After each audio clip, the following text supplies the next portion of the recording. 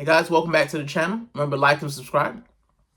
So welcome to the first edition of the Stag series. And what the Stag series is kind of following my thoughts on being a first-time, full-time offense coordinator.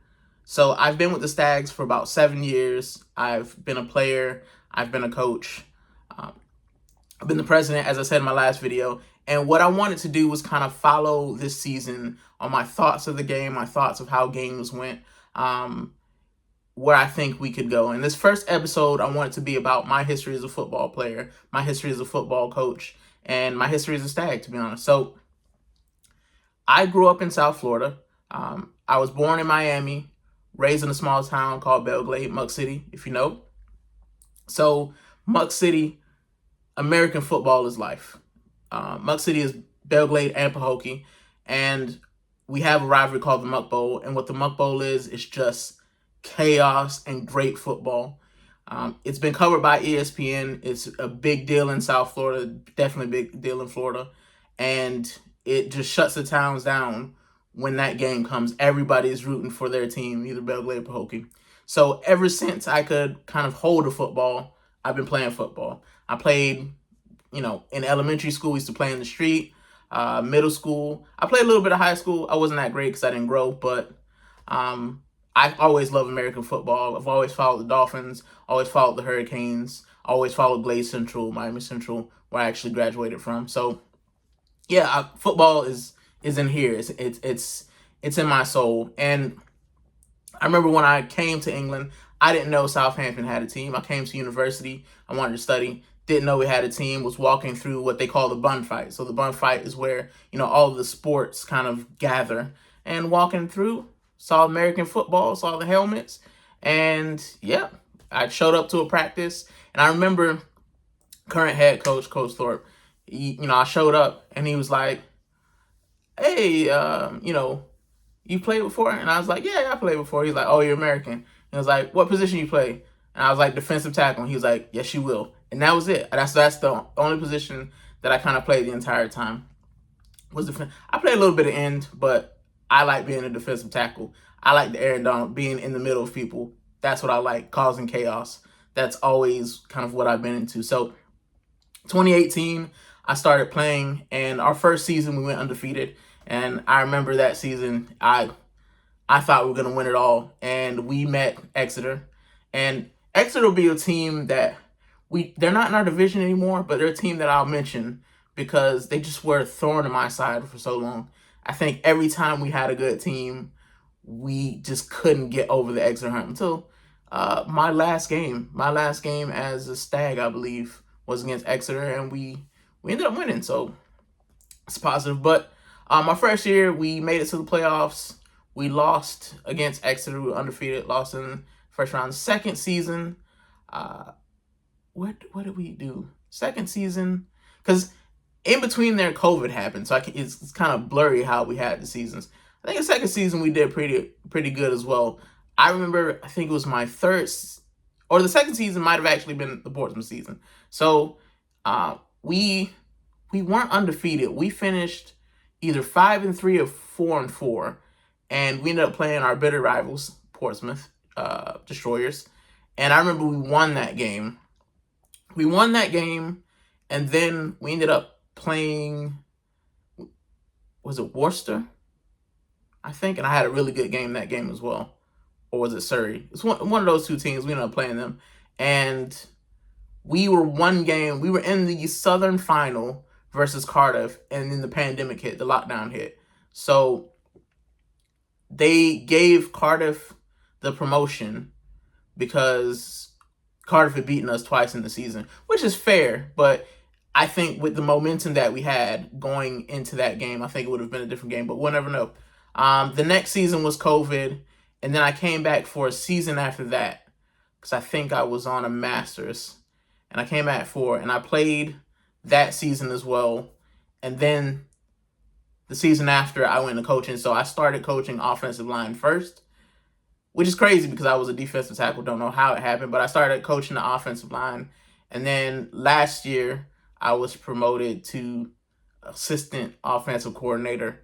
So I called a couple games, And then this season, I'm supposed to be the full-time offensive coordinator, which is definitely a big job, I think, because being a defensive guy. So in my history, I've played outside linebacker, I've played defensive tackle, and it's usually I've gone outside in. So I played outside linebacker when I was slimmer, and then I played end, and then when I got chunky, I like defensive tackle, and that's where I kind of played in England because I've been chunky the entire time I've been here. But yeah, so I played defensive tackle, and I've helped coach the defensive line as well. Obviously, I was kind of, to be honest, was kind of like a player coach. I helped out. I've been playing football so long, but I still let the coaches do their thing. And then somehow I became the offensive line coach. And coaching defensive line and offensive line is some similar skills, but different, because defensive line, I feel like you can have those moments of individual brilliance, or you could have a mental lapse, and it might not be as costly for your team if you have a mental lapse because there's someone behind you. If you miss a tackle, you're hoping that the linebacker comes and gets it. Offensive line is totally different. If you miss a block, that's it. Like, the running back's getting destroyed or the quarterback's getting destroyed. There's no ifs, ands, or buts about it. And I think that's something I had to learn as a coach. Like, you have to teach these guys, they're the first and last line of kind of defense against the people who are coming through. And yeah, it was definitely an interesting change. I had a really good mentor who has been coaching offensive line, playing offensive line, probably for longer than I've been alive, to be honest. And he mentored me, and he taught me, but he also let me be a coach, and I think that's important as well. He let me coach, and if I didn't do something that was correct, he corrected me, and I think that's important as well. So yeah, I did offensive line, and then last year was interesting. Last year, I called some games last year, and some of my first game was absolutely awful. We ran into the best team in our division, which will be in the next video. So I'll go through the teams that are in our division. But we ran into the best team in our division, and it seemed like nothing went right. We fumbled, we threw interceptions. It was awful. It was definitely a welcome to calling plays moment. And then the second game, I remember where I called plays. It was an away game, and it was during one of the storms. And man, when I tell you everything that could go wrong, I called some good plays and they worked.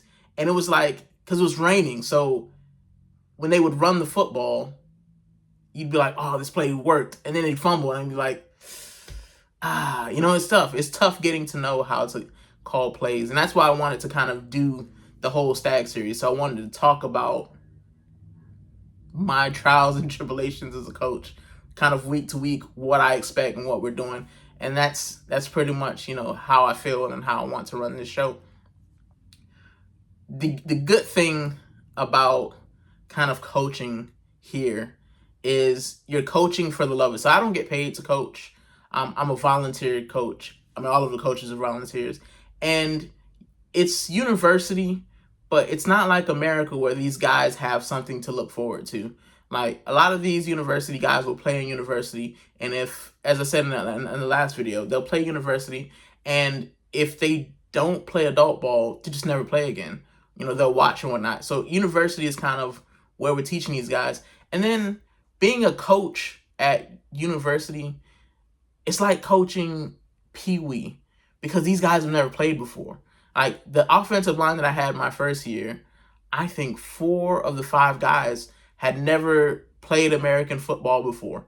They seen it on TV. I had one guy who hadn't even seen it on TV. He saw it at the bun fight like I did and was like, yeah, I think I want to try this out. So I'm teaching guys over the year how to go from just regular dudes to football players. And I think that's the best thing about the whole coaching journey, especially coaching in England, is I get to do that every year. I get to take some guy who has only seen it, who has never played it.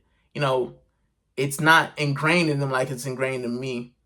But by the time they're done, they love it. They love being a part of the team. They love coming to practice. They love competing. They love winning. and they hate when they lose, and that's the joy of coaching, and that's something that I wanted to kind of capture with these Stag series. I want to just talk about the Stags and coaching and Brit ball in general, and I hope that this year we can actually have some good moments. And I think that I'll kind of use these, I don't want to say podcast, but I kind of use this podcast to kind of reflect on myself as a coach as well. Because there's always things you can improve. There's always things that can get better. And I just want to kind of speak about my experience, as I said, as an American, someone who loves football, who breathes football, to Brit ball, to people who may have seen it, who may love it, but they haven't experienced that high experience. And I think some of the times as well, and I think that I'm going to close on this, I think the thing that people forget when they coach is that these guys are different. Like, this new generation, especially when it comes to Brit ball, sport isn't everything. Sport was everything for me because that's how I got out of my situation. I'm basically coaching guys. I'm coaching engineers. I'm coaching future doctors, because University of Southampton is not a sports school. It is a STEM school.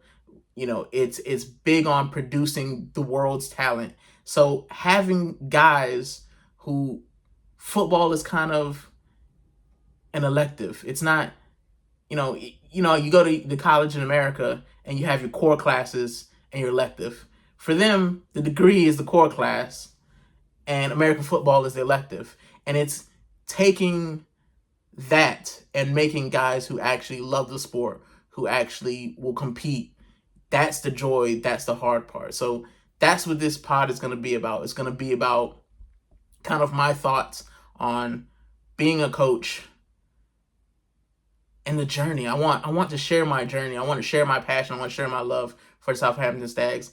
And if 5 people watch it, that'll be enough for me, because I think that a lot of people, I think more people should kind of tune into Brit ball, should love football, and I want to share that with everyone else. So that's what this is going to be about. And I'm going to drop the first episode in a couple days, because we're going to talk about the division, which I would say is the toughest division. I might be biased, but I think it's the toughest division, especially as the last 3 or 4 champions have come out of our division.